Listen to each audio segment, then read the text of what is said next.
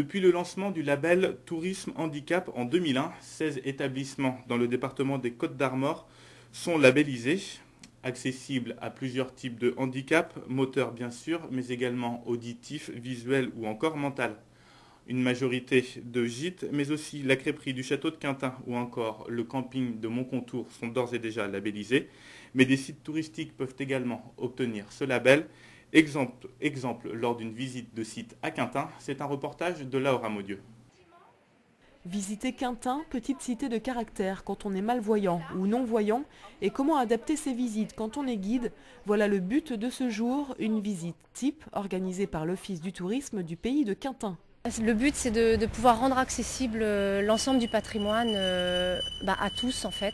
La déficience visuelle est venue en fait à moi tout simplement parce que j'ai eu une proposition de visite au mois d'octobre dernier et j'ai trouvé cette visite très enrichissante parce qu'ils nous permettent de découvrir la ville autrement par ce toucher, par ces sensations qu'on a tout au long de la visite. C'est à chacun de nous d'en prendre conscience et puis d'adapter nos façons de travailler pour que tout le monde puisse faire une visite guidée. C'est comme en langue étrangère, on s'adapte bien à l'anglais, à l'espagnol, là on s'adaptera au handicap. Là vous avez les mains sur un décor du chapiteau, ça forme comme une tête de bélier. Des membres de l'association Voir Ensemble de Saint-Brieuc sont les premiers à tester cette visite. Il faut ainsi penser aux obstacles comme les trottoirs, également adapter ses commentaires, faire notamment découvrir le patrimoine par le toucher.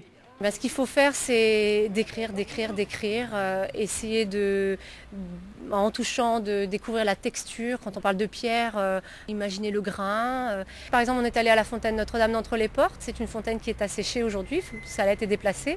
Et ils sont rentrés dans le bassin et grâce à la canne, ils peuvent évaluer la profondeur.